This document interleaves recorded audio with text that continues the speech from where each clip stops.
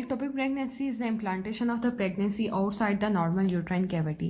अगर for example pregnancy जो है वो आउटसाइड ऑफ यूट्रस हो गई है कहीं पे, तो उसे हम एक्टोपिक प्रेगनेंसी कहते हैं। 98% तक ये फ्लोपियन ट्यूब्स में होती है। इसके अलावा ये इंटरस्टिशियम ऑफ ट्यूब्स में भी हो सकती है, ओवरीज में हो सकती है, सर्विक्स में हो सकती है, एब्डोमिनल एरिया में हो सकती है। इसके अलावा अगर for example last time patient का कोई सी सेक्शन वगैरह हुआ है तो वहाँ पे कोई अगर स्कार वगैरह है तो ये स्कार में भी एक्टोपिक प्रेगनेंसी हो सकती है। अब नेक्स्ट टर्म है हमारे पास हेटेरोटॉपिक प्रेगनेंसी। अब इसमें क्या होता है, हेटेरोटॉपिक प्रेगनेंसी का मतलब है कि प्रेगनेंसी दो साइड्स पे हो जाती है। एक तो हमारे पास हो जाती है यूट्राइन कैविटी में जहाँ पे एक नॉर्मल है, दूसरा इसके अलावा एक्टोपिक साइड पे भी हो जाती है। तो इसमें मसला ये होता है कि अगर हमारे पास कोई पेशेंट आया है एक्टोपिक प्रेगनेंसी के सिम्टम्स के साथ, तो हम उसका ट्रांसवेजाइनल अल्ट्रासाउंड कराते हैं तो हमें यूट्रस में प्रेगनेंसी मिल जाती है, जिसकी वजह से हम डायग्नोज नहीं कर पाते कि ये एक्टोपिक प्रेगनेंसी है कि नहीं है।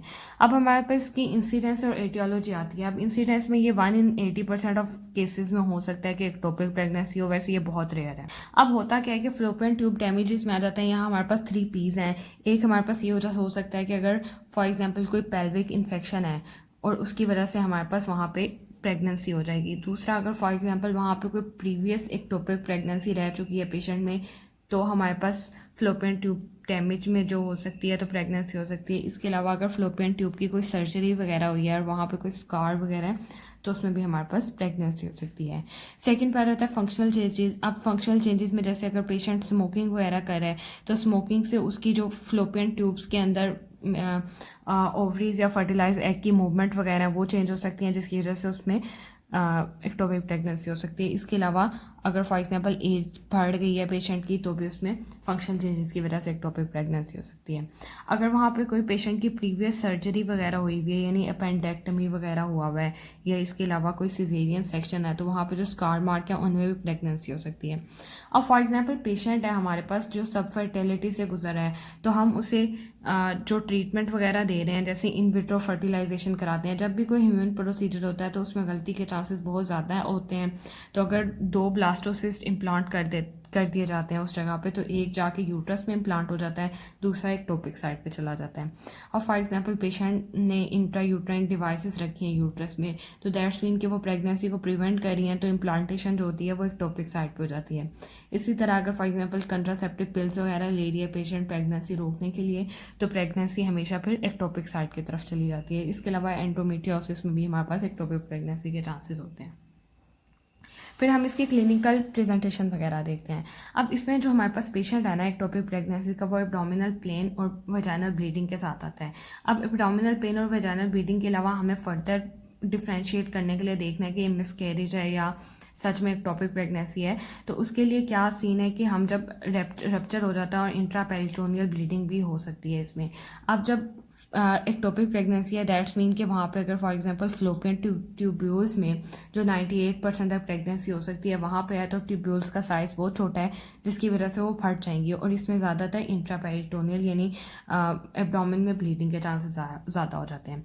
जिसकी वजह से जब वो इंट्रापेरिटोनियल ब्लीडिंग है तो वो डायफ्रेगमेटिक इरिटेशन कॉज करने लग जाता है। ये बाद में फिरेनिक नर्व के through shoulder tip pain cause कर देती है पेशेंट में। ये सारे इसके क्लिनिकल साइन एंड सिम्टम्स हैं। इसके अलावा इसमें पेशेंट में एक बहुत इंपॉर्टेंट सिम्टम ये है कि एक्यूट पेन के साथ, एक्यूट एब्डोमिनल पेन के साथ पेशेंट जो है वो हाइपोवोलेमिक शॉक में हो सकता है। हाइपोवोलेमिक शॉक इस तरह से हो सकता है कि अगर for example fallopian tube rupture कर गया, इंट्रा एब्डोमिनल ब्लीडिंग हो गया, तो उसमें हाइपोवोलेमिक शॉक की तरफ चली जाएगी, जिसमें फौरी तौर पर पेशेंट को मैनेज करना बहुत ज़रूरी होता है। जब हम इन्वेस्टिगेशन में आते हैं तो सबसे पहले आता है ट्रांसवेजाइनल अल्ट्रासाउंड कराते हैं। लेकिन अब इसकी 2 केसेस हैं। अगर फॉर एग्जांपल हेटेरोटॉपिक प्रेगनेंसी है, मतलब यूट्रस में भी अगर हमें ट्रांसवेजाइनल अल्ट्रासाउंड में पता लगता है जी यूट्रस में प्रेगनेंसी है, तो हम एक्सक्लूड नहीं कर पाएंगे कि पेशेंट को एक्टोपिक प्रेगनेंसी है या नहीं है। लेकिन अगर फॉर एग्जांपल खाली एक्टोपिक प्रेगनेंसी है, मतलब यूट्रस जो है वो पेशेंट का एब्सेंट है और एडिनेक्सल मैस है, तो हम उसे ट्रांसवेजाइनल अल्ट्रासाउंड के थ्रू फिर हमें पता लगेगा यहाँ पे प्रेगनेंसी नहीं है यूट्रस में, तो हम एक्टोपिक प्रेगनेंसी को एक्सक्लूड कर लेंगे। इसके अलावा अगर फॉर एग्जांपल ट्रांसवेजाइनल अल्ट्रासाउंड पे फ्री फ्लूइड मिलता है तो हमें पता लग जाएगा ये रप्चर्ड एक्टोपिक प्रेगनेंसी है, जिसमें फ्लूइड वगैरह ज़्यादा लीक आउट होना स्टार्ट हो जाता है। इसके अलावा हम सीरम एचसी लेवल्स करा सकते हैं इन्वेस्टिगेशन के लिए। अब एक नॉर्मल प्रेगनेंसी में हर 48 आवर्स के बाद जो सीरम एचसीजी लेवल है ना वो डबल हो जाते हैं। लेकिन अगर फॉर एग्जांपल उसमें एक्टोपिक प्रेगनेंसी है तो इम्प्लांटेशन ऑफ प्लेसेंटा प्रॉपरली नहीं हुई तो वहाँ पे राइज ऑफ AC जो है वो सब ऑप्टिमल होगा। इसके अलावा हम सिर्फ एक दफ़ा के मेजरमेंट से ECG की नहीं देख सकते कि प्रेगनेंसी एक्टोपिक है कि नहीं है।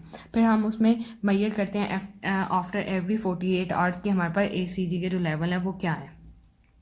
इसके अलावा हम पेशेंट का हीमोग्लोबिन लेवल देखते हैं, अगर फॉर एग्जांपल उसमें इंट्रायूट्राइन ब्लीडिंग बहुत ज़्यादा हो गई है तो उसे देखने के लिए। इसके अलावा ग्रुपिंग कराई जाती है ब्लड की और सेव किया जाता है ब्लड को कि अगर फॉर एग्जांपल पेशेंट किसी हाइपोवोलेमिक शॉक वगैरह में चला जाए तो हम फौरी तौर पर ब्लड मैनेज कर सकें। और ग्रुपिंग के थ्रू हम रेसेस स्टेटस देखते हैं कि वो RH पॉजिटिव है या RH नेगेटिव है, तो हमें उसके अकॉर्डिंगली उसे मेडिकेशन देनी पड़ती है। जब हम मैनेजमेंट की बात करते हैं तो हमें हमेशा इमरजेंसी पेशेंट को ABC ट्रीटमेंट देना पड़ता है, मतलब एयरवे मैनेज करनी पड़ती है, ब्रीदिंग और इसके अलावा फिर सर्कुलेशन। इसके अलावा एक्सपेक्टेड मैनेजमेंट दी जाती है। इसमें नेचुरल मेथड में पेशेंट को क्योर होने के लिए छोड़ दिया जाता है, मतलब इसमें एज्यूम किया जाता है कि पेशेंट जो है विदाउट ट्रीटमेंट क्योर हो सकता है। इसमें ये होता है कि पेशेंट आता ही हमारे पास एसिम्प्टोमेटिक है, उसमें कोई ज़्यादा सिम्टम्स नहीं होते।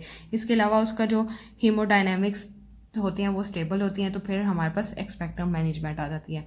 लेकिन सेकंड पे जब हम मेडिकल मैनेजमेंट है, इसमें हम पेशेंट को जो है इंट्रामस्कुलर मीथोट्रेक्सेट देते हैं। अब मीथोट्रेक्सेट देने के लिए जो हमारे पास एडिनोक्सिल मैस है वो 40 mm का होना चाहिए। इसके अलावा हमारे पास जो है सीरम ACG के लेवल जो होते हैं अंडर 3000 IU पर लीटर होना चाहिए। अब मीथोट्रेक्सेट करता क्या है, ये मीथोट्रेक्सेट जो है ना ये एक फोलिक एसिड इनहिबिटर है। अब ये फोलिक एसिड इनहिबिटर है तो मतलब ये DNA की सिंथेसिस नहीं होने देता, तो जो प्रोलिफ्रेशन वगैरह हो रही होती है ना ट्रोफोब्लास्ट में, वो उसे प्रिवेंट कर देता है, जिसकी वजह से वहाँ पे मज़ीद जो इम्प्लांटेशन की साइड पे प्रोलिफ्रेशन हो रही होती है वो रुक जाती है, जिसकी वजह से वहाँ पे एक्टोपिक प्रेगनेंसी के चांसेस कम हो जाते हैं, मतलब हम उसे ट्रीट कर सकते हैं। लेकिन इसके अलावा हमें ECG के लेवल भी इसमें मेजर करने पड़ते हैं। हम ईच 4, 7 और 11 डेज़ पे हम देखते हैं ECG के लेवल ट्रीटमेंट के साथ ठीक हो रहे हैं कि नहीं, मतलब इन्हें कम हो जाना चाहिए। 4 to 7 डेज़ के दरमियान ये 50% तक कम हो जाते हैं और फिर ऐसा ऐसा ECG के लेवल तब तक हमें मेजर करने पड़ते हैं जब तक कि वो अनडिटेक्टेबल हो जाएं।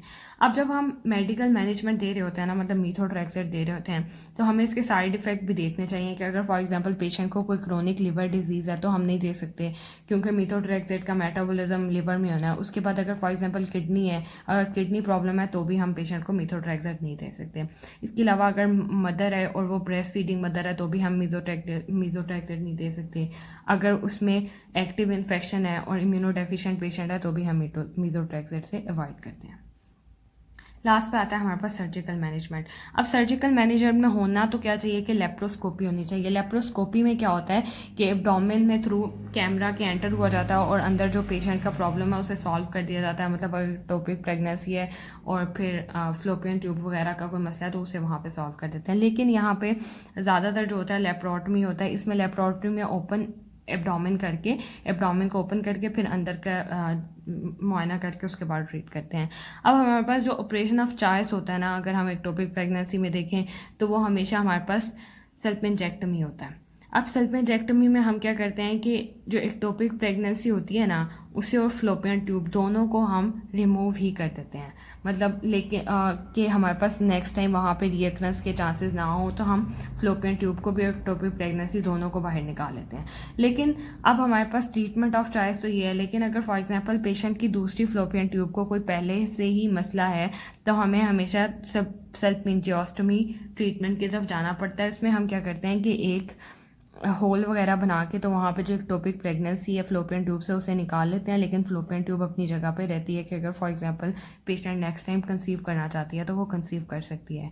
और अगर फॉर एग्जांपल पेशेंट की दूसरे वाली फ्लोपियन ट्यूब नॉर्मल है तो हम मोस्टली जो इसका ट्रीटमेंट है वो सल्पेंजेक्टमी की तरफ जाते हैं और सल्पेंजेक्टमी के थ्रू हम फिर पेशेंट को ट्रीट कर देते हैं। और वो जो एक हमारे पास फ्लोपियन ट्यूब रह जाती है वहाँ से इम्प्लांटेशन के चांसेस काफ़ी ज़्यादा होते हैं अगर पेशेंट नेक्स्ट टाइम कंसीव करना चाहती है।